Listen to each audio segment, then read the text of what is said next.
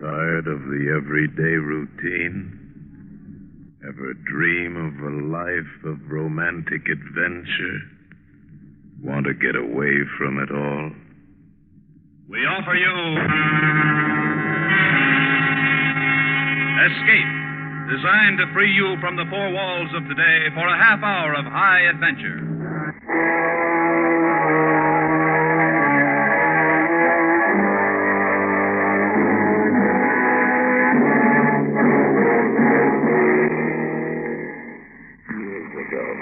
In a science fiction classic, Green Splotches.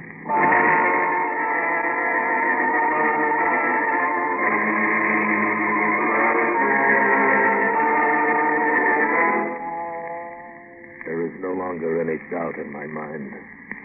Though he walked like a man and talked like a man, Mr. Three was not a man, but a plant. And his country, which he called One, is not to be found upon the earth. It is the only possible conclusion to make after what happened to us in the valley of the Infernal River.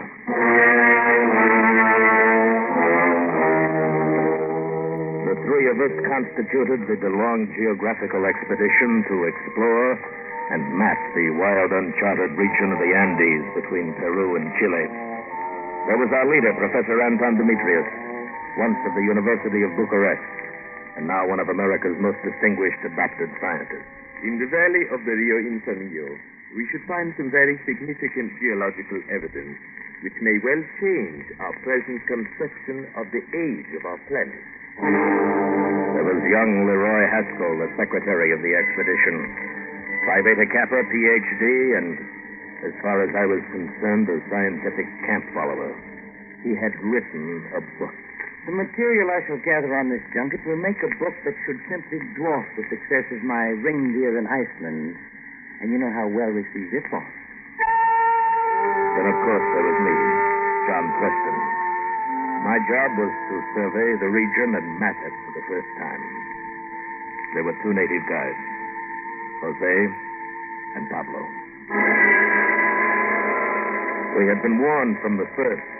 Everyone told us to stay away from the valley of the Infernal River, from which they all said no traveler has ever returned. But we were not to be dissuaded from our purpose. So after a week on the high mountain trails, we came at last to the entrance of the valley.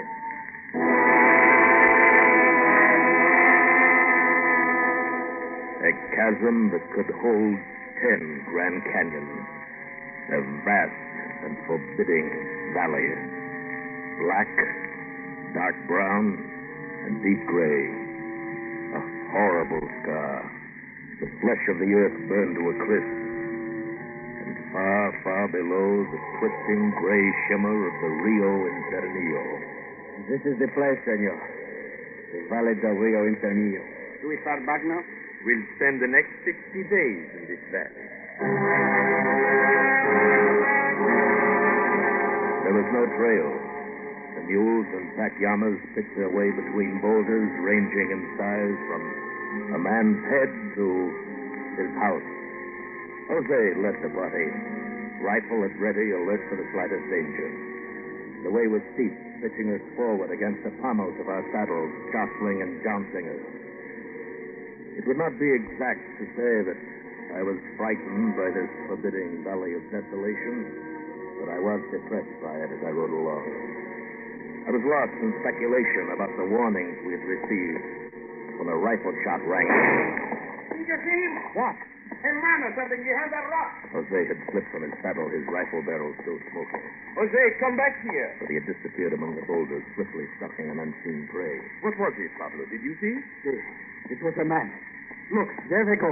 Down there between the rocks. Come on. We slipped from our mules and started down toward the spot where we had seen Jose running after a fleeting, yellowish figure. It is Jose. Hurry. But when we got there, all we found was Jose's gun.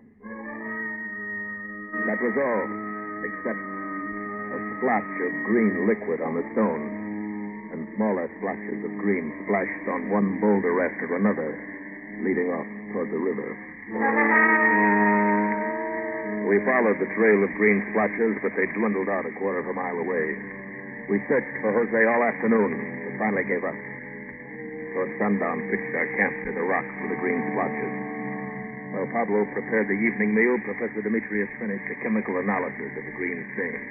Well, gentlemen, this material is chlorophyll. Chlorophyll? Pure chlorophyll. The substance that makes all plants green. Where would chlorophyll come from in this godforsaken place where there aren't even any plants? That is a mystery we must set out to solve. Oh, look. Look, the moon's rising. Apropos of nothing. I like to watch the moon rise. I find it a source of inspiration. Source of inspiration.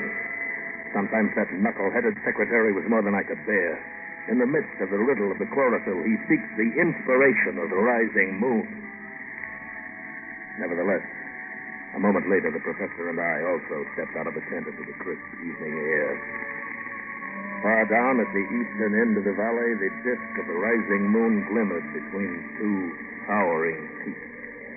It looks whiter and more silvery in this latitude. He wears a cloud of mist like the veil of a bride. Does he now? Look here, Preston, just because you like the gift of imagery is no reason to...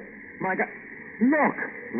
The moon, the new moon, setting in the west. He was right. Low in the luminescent western sky was the thin, delicate crescent of the new moon. And to the east, the full moon, which we'd been watching, had disappeared. A phosphorescent mist still hung about the peak. And as we watched, it slowly faded away and left the valley of the infernal river in deepest blackness. It was more than my mind could cope with, but it didn't bother our bright young man. Next evening, Leroy had a curious report for us. Well, I sold a copy of my book today, Reindeer and Icing. What? Yes, I got this for it. Gold. Nuggets of gold. Yes, that's right. Who did you sell it to? Yes, what sucker gave you all that gold? An Indian. An Indian? What happened? Well, I was down the valley today gathering specimens of flora, and I just sat down to eat my lunch when I saw this Indian behind a rock staring at me. Then he saw the corner of the book sticking out of my knapsack. He pointed at it, and he said, "What is that, Reindeer and Iceman?" I was surprised. And then he said just what I had been thinking. That book has a wider reputation than you imagine. I thought it'd be quite a gag to sell one of my books to a Peruvian Indian, so I went into a long spiel about what a really fine and useful book it is. That shouldn't have been difficult for you. It wasn't. I ended by telling him that he could have this valuable and excellent example of American literature for only $3.50. What is $3.50? He said. Have I got $3.50? I was just wondering about that, I said. Turn your pocket inside out and you'll see. He did. And a lot of pieces of metal spilled on the ground. I took the gold nuggets and told him I'd include the other 4 copies I brought along. He's dropping back more for them. That's nice. Well, I think I'll turn in. It's been quite a day. Yes, hasn't it? If I brought more copies of my book, I could clean up down here. Next morning, I was awakened by the sound of groaning coming from Haskell's cot. What I saw there awakened me with a start and yanked me to my feet. Professor Demetrius. Professor. John, what's the matter? Come here quickly, please. Something's wrong with Leroy. What is it? Look. Is that Leroy? Yes. Why, his hair is turned white. Overnight. Well, what in the world happened to him? I don't know. Yes, Leroy. Come on, old boy, wake up. Come on, Leroy, wake up. Come on, fellow, wake up. Come on. What's the matter? Now, how do you feel? You hurt anywhere? Oh, my head aches and my leg burns. Where? Here, let me see. Here on my thigh. Well, that's a pretty nasty inflammation. More like a third-degree burn. Right under your trousers pocket. Leroy. Yes. Did you carry that gold in this pocket yesterday? Why, yes. And where was it last night? I put it under my pillow for safety. Yes, that accounts for it. That gold is poisoned in some way. Poison? Oh, no. What's the matter? Here in the mirror. Is that me? Listen, did that stuff turn my hair white? Tell me. Yes, my boy, it did. Oh, no. Listen, look. Look, there he is. I looked up. Standing in the entrance of the tent was an Indian with an enormous head and thickly painted face. He was wearing the usual white shirt and trousers of the cholo, and he was smiling a faint, ironic smile which made me dislike him intensely. The professor was first to recover from the shock of his appearance. Did you give our young man here some gold yesterday? I gave the young man some gold for some books. Did you know the gold was poison? Poison? How? Well, that's what we want you to tell us. I haven't any idea. What effect did it have? You can see for yourself. Is this the same young man? Yes, you nearly killed him. Oh, how interesting. It must be the effect of a metal I carried with the gold. I do not know what you call it in your language. Possibly you may never have heard of it. Here is some. Well, that's radium. Pure metallic radium. Yes, son. More radium than is known to exist in the entire civilized world. And carried around casually in the pocket of an Indian. But I was burned by the gold. That's right, but the gold has become irradiated by this piece of radium, which I might add is worth several $1 million. You made a bad deal, Leroy. You should have taken the radium and let the gold alone. I wish I'd given the book away. Can't you gentlemen ever communicate with each other without using words and sentences? What? Huh? Suppose, Mr. Preston, you desire to communicate with Mr. Demetrius. Would you How do you know my name? Have we met somewhere before? I'm sure we have not. But when I paused, you talked your name. So naturally I knew it at once. I believe that's the ancient word for it. Mr. Preston, I perceive that you want to know my name. Well, I have a number. In my country, the citizens are numbered. I'm sure when your own countries become densely populated, you too will adopt a numerical nomenclature. What is your number?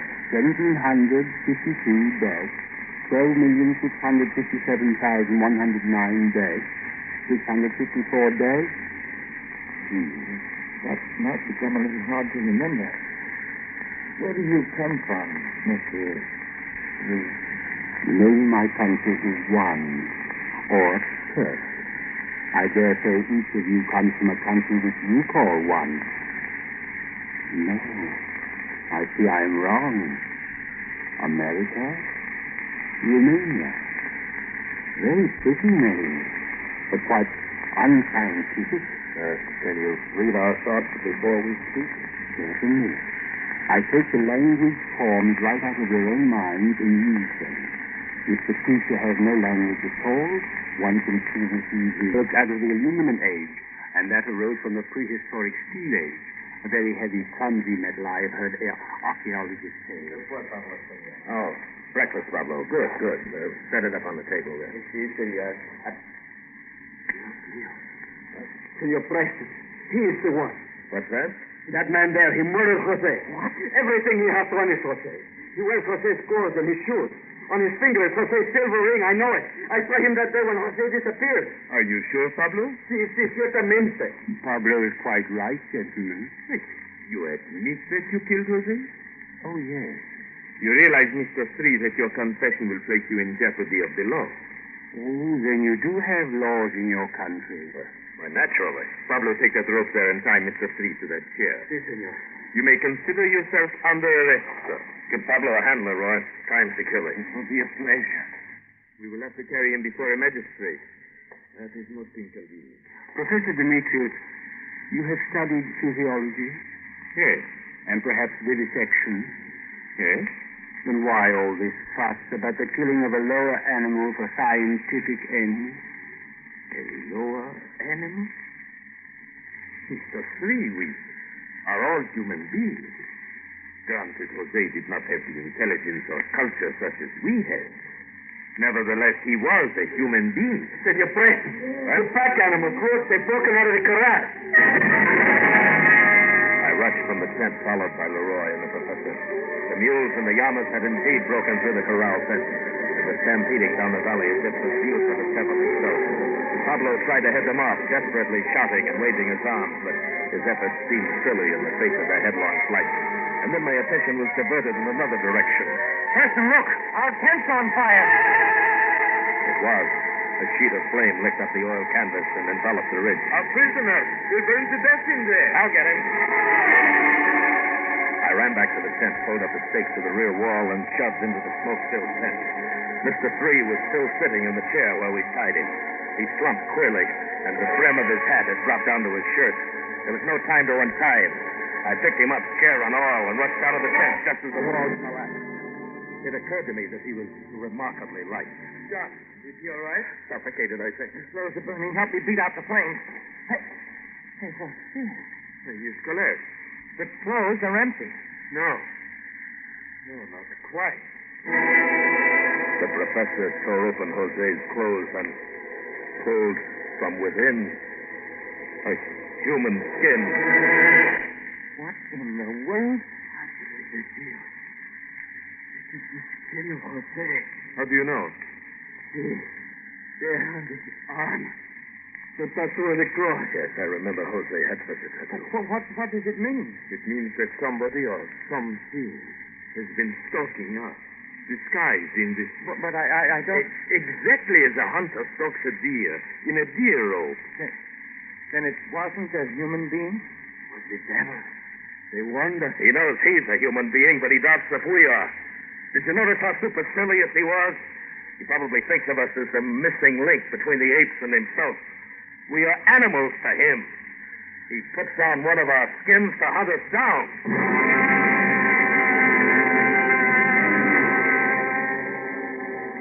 As we stood in the merciless sunshine in that black valley of hell, we were four frightened men, powerless to combat the kind of magic or witchcraft or super science which opposed it. And then I noticed a strange thing. A rabbit broke from behind a boulder and dashed between our feet, scampering down the valley toward the river.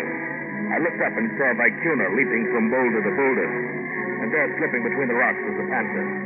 Suddenly the whole valley seemed alive with flying animals, all rushing headlong toward the river. Rats, haddock, civets, and finally a huge yucamare, the great black bear of the Andes, lumbered by so close to us we had to jump out of his way. But he paid us no heed. He was too intent on following the others toward the river. Now, what in the world? Look, up the valley, hopping from rock to rock. What are they? They look like yellow fleas from here. Whatever they are, they must be what stampeded our pack animals. It is the devil driving all the animals into hell. Look again, Pablo. They're getting bigger. They look like men to me. Yellow men, with the agility of mountain goats. As the strange hopping figures approached, we could see that they carried some kind of short metal rod that flashed in the sun. The closer they came, the more animals rushed by us. Devil or no devil, it was too much for Pablo. As a beautiful speckled deer came into view, Pablo raised his rifle. Don't shoot. There must be no holes in the skin. We swirled around. Behind us on a large boulder stood Mr. Three. He was naked, having shed Jose's skin. His face still carried the red paint of his Indian masquerade, but the rest of his body was a soft yellow, like a ripe peach. His feet were disagreeably small, which accounted for the ease with which he escaped our rope. In his hand, he carried a small metal rod. I must apologize for setting fire to your tent, gentlemen. It was quite accidental. I did it with this focusing rod as I slipped out of your rope. Focusing rod? Yes. What does it focus? Radio power. Why, that is the most compact transmitter I've ever seen. It's really quite primitive. I imagine it came into use among thinking creatures along with fire, the keystone of the ark, and the remote control rocket. They were all important additions to human knowledge, but their discoverers and the dates of their discovery are lost in prehistoric eras. You men will follow the rest of the quarry to the river. Everyone must go. What did you say? Follow the rest of the animals to the river. Be quick about it, Now look here, Three. We'll do as we please. Why should we go? so our commander can select specimens to carry to the land of one. Oh, I see. He wishes our scientific advice on the selection of animals. Your advice? You bunch of idiots. He's going to select one of you as a specimen to carry to one. Now get along. I don't want to have to use force. You won't get us any other way. Take cover, men. The four of us threw ourselves behind the boulders. Mr. Freed didn't move. He still stood on top of his rock a dozen feet away. I raised my rifle, got his huge, ugly head in my sights, and squeezed the trigger. But the gun never fired. And suddenly my arms and legs were contorted in painful spasms. My body stiffened, and it seemed as though my brain were on fire. When I opened my eyes, I was flat on the ground, and so were my companions. I think that you are convinced now of the futility of opposition. So we stroll together in the direction of the river. You realize that you're creating an international incident. The United States of America does not stand for such treatment of its citizens. You better think twice. This thing can get out of hand. It may even become a matter for the consideration of the United Nations, and it can certainly lead to war. Indeed. That should be interesting. Professor, do you creatures really represent a scientific body? Why, of course we do. The DeLong Institution. How quaint. And I'd like to have some things explained. I'd be very happy to oblige if I can. Oh, yes, I perceive your questions. We are here to extract radium from the pitch blende in this valley. We do this with a portable furnace. The strange lights you saw in the evenings occurred when we moved our furnace from place to place. We always do that at night. To do so during the day is inconvenient because the sun's rays are apt to create a local ether storm. Yes, I can see that it might. Hey, look. What? Look ahead there. A flying saucer to end all flying saucers. As we rounded a huge boulder, there stood an enormous cylinder of metal. It towered at least 750 feet into the air and rested on a stone which could not have been more than 4 feet in diameter. Its huge bulk shored up by metal rods several hundred feet long, which protruded from the ship where the barrel began to taper toward the stern. 500 feet up the side of the cylinder were controlling planes, which looked tiny in comparison to the great bulk, and indicated that it must travel through space at inconceivable speed. Around the base of the ship, squads of yellow men were rounding up the animals in cages and stowing them aboard. They worked with military precision, obviously under orders, although no sound was uttered since all communication was mental. As we approached the ship, 4 yellow men appeared with a large cage. And from a porthole about 75 feet above the stern, another yellow man with a scintillating scar on his forehead stared down at us.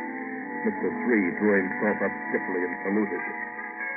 What followed was a one-sided conversation put into words by Mr. Freed, apparently for our benefit. Yes, sir. No, sir. Ordinary ruby-blooded mammals, sir, with intelligence somewhat higher than monkeys, sir. They communicate with simple thoughts exactly as monkeys do, sir, by chattering. They are absolutely insensible to all mental vibrations, sir, more completely than the 4-legged animals. I would suggest you take all 4. They will prove very amusing, sir, in the National Zoo. Their attempts to deceive each other and even me, sir, are quite ridiculous. I believe you will find them much more humorous than chimpanzees. Sorry you haven't the space. In that case, I suggest you take the brown one. He is the best physical specimen and obviously better adapted to his habitat. None of them have any minds to speak of. Very well, sir. As the yellow men closed in on him, Pablo whipped out his knife, slashing and stabbing at his assailant.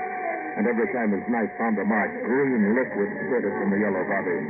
They finally disarmed him, and in answer to the thoughts of one of them, Mr. Freed said, I can't use my focusing rod. It might destroy what little mind he has. A moment later, they were carrying Pablo by arms and legs toward the cage. He turned his pathetic, bloody face toward me. Senor Foster, for the love of Holy Mary, save me! Save me! And something snapped in my brain. I started toward Pablo's captive. Mr. Freed leveled his focusing rod, and my brain seemed on fire, and everything went black.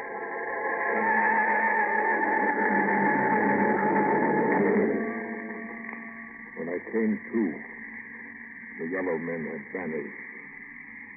The spaceship stood poised in the light of the setting sun. Their ports and hatches closed. The professor and Leroy were leaning over me. John, are you all right, John? I guess so. That jolt he gave you must have been a nasty. I rather like the electric chair I love. Doors. From the stern of the spaceship, a luminous gas seemed to boil out in whirls of furious flashing. The restraining rods were cast off, and the huge cylinder shot straight up into the air with a precision.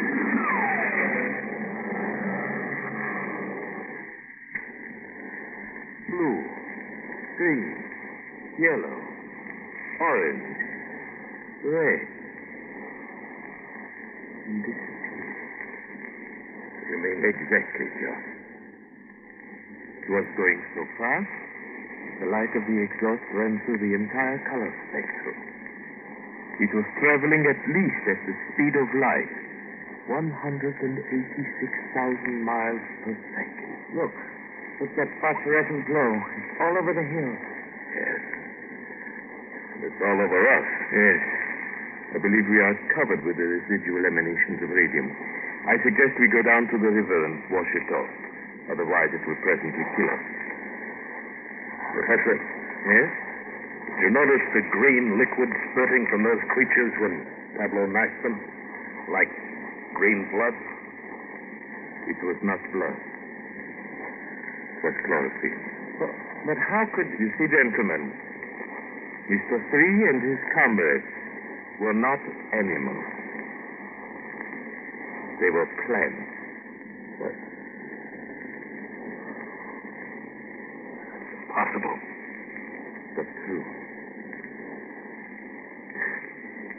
Well, Leroy, you should be able to write quite an interesting book about this expedition. One that might even outsell Reindeer in Iceland. Yes, Professor. But who would believe it?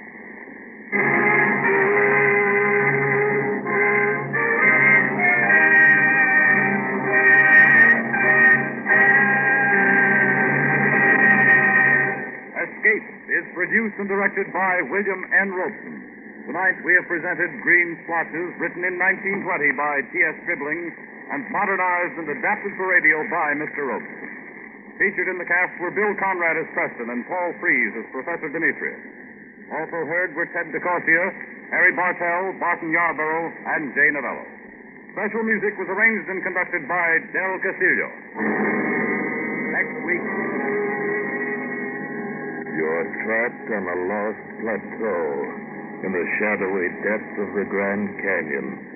At your feet lies a fortune in ancient gold, and beside you, holding a gun at your head, is a half-crazed Indian from whom there is no escape.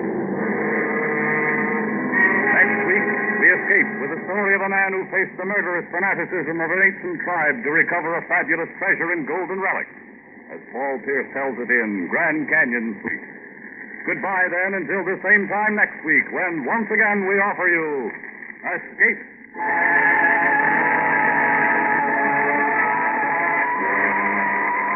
Maybe you think there's no such thing as flying saucers, but Charlie McCarthy claims to have captured a flying saucer pilot as he gets Van Heflin into the plot this Sunday night. You'll find it as merry a spin as Charlie and Edgar Bergen have taken you on. And there's plenty of fun earlier when Al Jolson trades gags with Jack Bennett.